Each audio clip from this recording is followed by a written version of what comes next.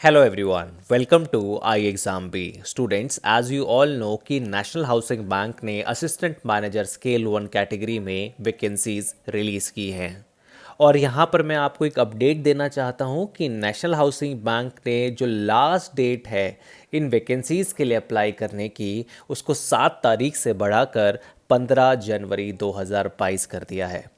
अगर आपने अभी भी NHB का फॉर्म नहीं भरा है तो आप इसे जल्दी जाकर भर सकते हैं और आज की वीडियो में मैं आपको कंप्लीट डिटेल दूंगा कि किस तरीके से आप NHB एग्ज़ाम की तैयारी कर सकते हैं।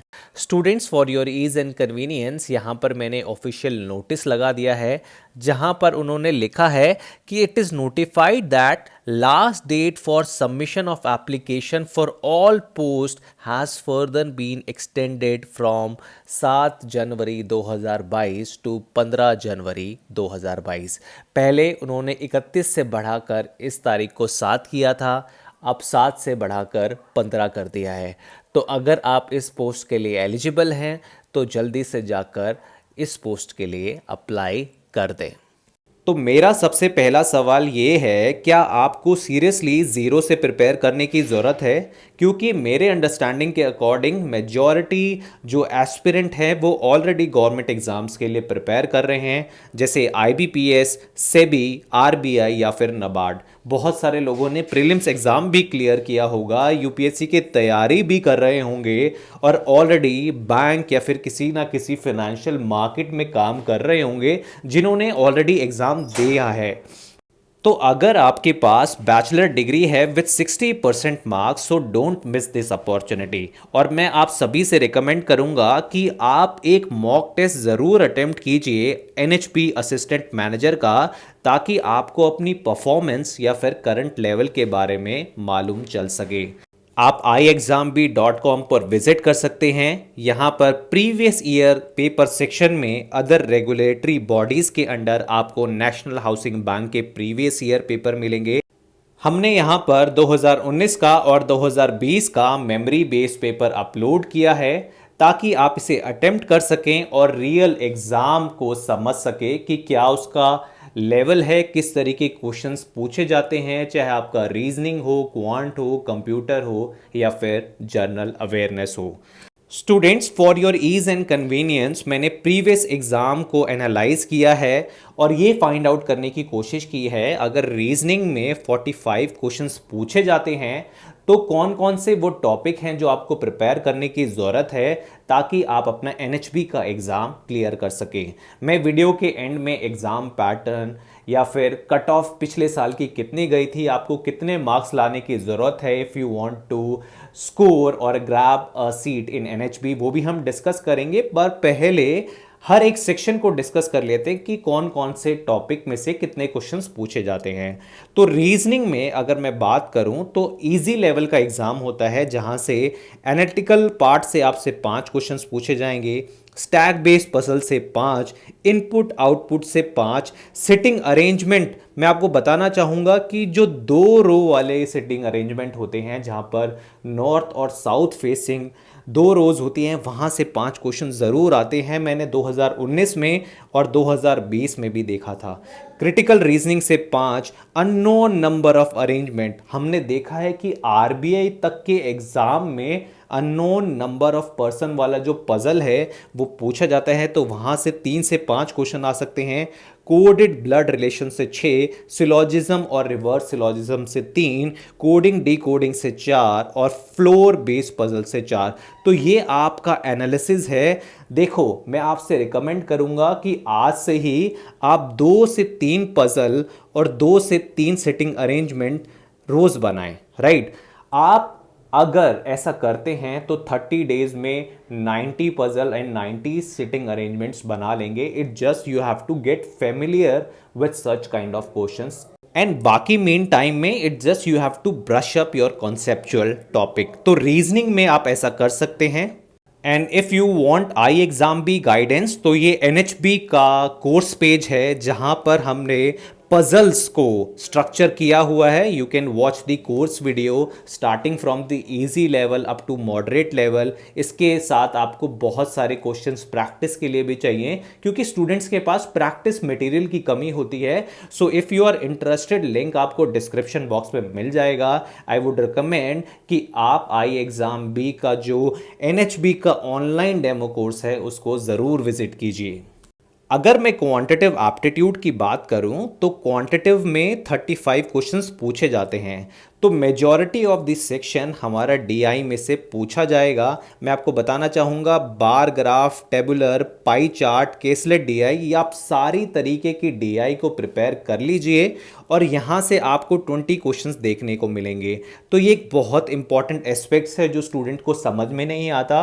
स्टूडेंट्स प्रॉफिट लॉस, परसेंटेज, इस तरीके के क्वेश्चन सॉल्व करते हैं, पर एक्चुअल में आपका DI एक मेजॉरिटी सेक्शन है। तो यहाँ पर भी आप एक छोटी सी एक्सरसाइज कर सकते हैं कि 2 से 3 DI आप रोज सॉल्व करें। और डाटा सफिशिएंसी और मिसलेनियस का भी मैंने यहाँ पर वेटेज दिया है।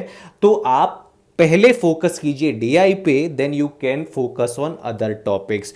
तो 2 से 3 DI हम रोज करेंगे ताकि 30 डेज में हमारा 60 to 90 DI सॉल्व हो जाएं और हम पैटर्न ऑफ क्वेश्चंस के साथ फेमिलियर हो जाएं। हमारा मेन मोटो यही होना चाहिए। आई एग्ज़ाम बी में डिफरेंट DI की वीडियोस हैं। अगर आप DI में वीक हैं या आपको नहीं समझ में आता कि पाई चार्ट किस तरीके का होता है या लाइन ग्राफ DI किस तरीके की होती हैं, यहाँ पर हमने चैप्टर टेस्ट भी दे रखे हैं ताकि आप इन वीडियो में कॉन्सेप्ट समझने के बाद इन पे प्रैक्टिस कर सकें। जिस तरीके की वीडियो होती है उस तरीके के चैप्टर टेस्ट डिज़ाइन होते हैं, starting from easy level, moderate level and difficult level. तो it will help you lot. इसका जो डेमो कोर्स का लिंक है डिस्क्रिप्शन बॉक्स में मिल जाएगा। अगर हम इंग्लिश की बात करें तो इंग्लिश में मैं आपको बताना चाहूँगा कि 25 क्वेश्चंस में से आपके एरर बेस्ड क्वेश्चन 5 आएंगे। फिल इन द ब्लैंक्स, जहाँ पर 2 ब्लैंक्स आपसे स्पेशली 2 ब्लैंक्स पूछे जाएंगे, वो 5 क्वेश्चंस होंगे। रीडिंग कॉम्प्रिहेंशन से 7, क्लोज टेस्ट से 5 और फ्रेज रिप्लेसमेंट से 3। तो ये इंग्लिश का आपको मैंने ब्रेकअप दिया है। उसी तरीके से अगर हम जनरल अवेयरनेस के ब्रेकअप की बात करें तो आपको पता है कि 50 क्वेश्चन जनरल अवेयरनेस से आते हैं और इसमें कंप्यूटर बेस्ड क्वेश्चंस का जो वेटेज है वो 10, करंट अफेयर्स का जो वेटेज है वो 18 से 20। तो आई वुड रिकमेंड कि आप 6 महीने के करंट अफेयर्स आज ही से स्टार्ट कर लीजिए। इकोनॉमिक एंड बैंकिंग अवेयरनेस का भी इम्पॉर्टेंट रोल है। यहाँ से 13 क्वेश्चंस आए थे पिछली बार और स्टैटिक GK से 9। तो आप अपनी प्रायोरिटी डिसाइड कर लीजिए कि आपको कौन सा सेक्शन पहले प्रिपेयर करना है, because general awareness and computer is a vast thing. तो कंप्यूटर हम आसानी से तैयार कर सकते हैं, पर जनरल अवेयरनेस में हमको टाइम लगेगा। तो यहाँ पर आपको एक्स्ट्रा एफर्ट डालने की ज़रूरत है। स्टूडेंट्स, अगर हम एग्ज़ाम स्ट्रक्चर की बात करें तो मैं आपको बताना चाहूँगा कि जो आपका एग्ज़ाम है वो ऑब्जेक्टिव टेस्ट होगा, which is followed by descriptive English test. अगर हम ऑब्जेक्टिव टेस्ट की बात करें तो यहाँ पर आपसे रीजनिंग एंड कंप्यूटर एप्टीट्यूड के 45 क्वेश्चंस विच कैरी 60 मार्क्स। उसी तरीके से general awareness with special reference to economy and banking के 50 questions which carries 50 marks. English language में से भी 25 क्वेश्चंस पूछे जाएंगे which carries 30 marks and quantitative aptitude with special emphasis on data analysis and interpretation से 35 क्वेश्चंस पूछे जाएंगे which carries 60 marks. तो यहाँ पर आपको सेक्शनल टाइम देखने को मिलेगा। जो आपका टोटल एग्ज़ाम है वो 3 घंटे का होगा। यहाँ पर आपसे 155 क्वेश्चंस पूछे जाएंगे विच कैरीज 200 मार्क्स। अगर हम इंग्लिश डिस्क्रिप्टिव टेस्ट की बात करें तो यहाँ पर लेटर राइटिंग और एसे राइटिंग होगा। लेटर राइटिंग 15 मार्क्स का होगा स्टूडेंट्स और एसे राइटिंग 10 मार्क्स का होगा।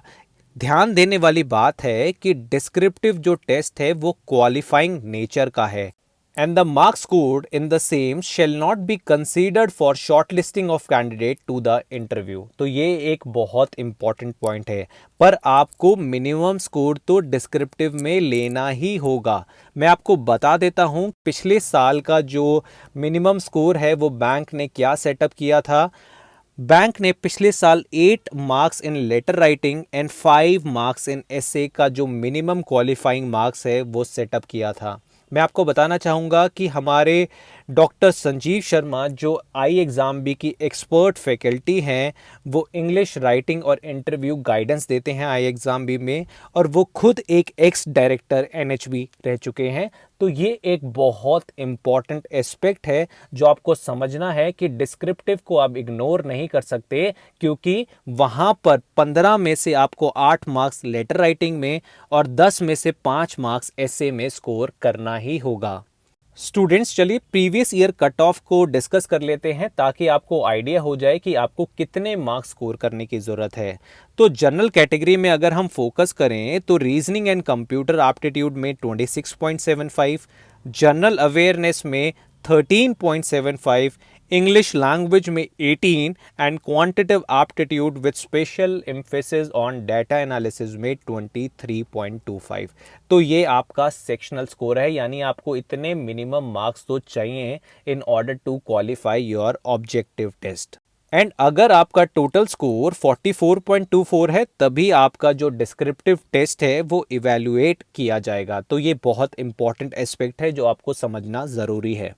तो हम लास्ट ईयर के फाइनल कट ऑफ को भी डिस्कस कर लेते हैं। जिन कैंडिडेट्स ने 150.21 स्कोर किया था उन्हीं को इंटरव्यू के लिए शॉर्टलिस्ट किया गया था। मैं आपको बता देता हूं, इंटरव्यू के जो मार्क्स होते हैं वो 50 होते हैं, और जो हमारा फाइनल सिलेक्शन था आउट ऑफ 250, यहां पर जिस भी कैंडिडेट्स ने 206.55 स्कोर किया था उन्हीं को आपकी जॉब मिली थी। तो ये बहुत इंपॉर्टेंट एस्पेक्ट है जो समझना ज़रूरी है।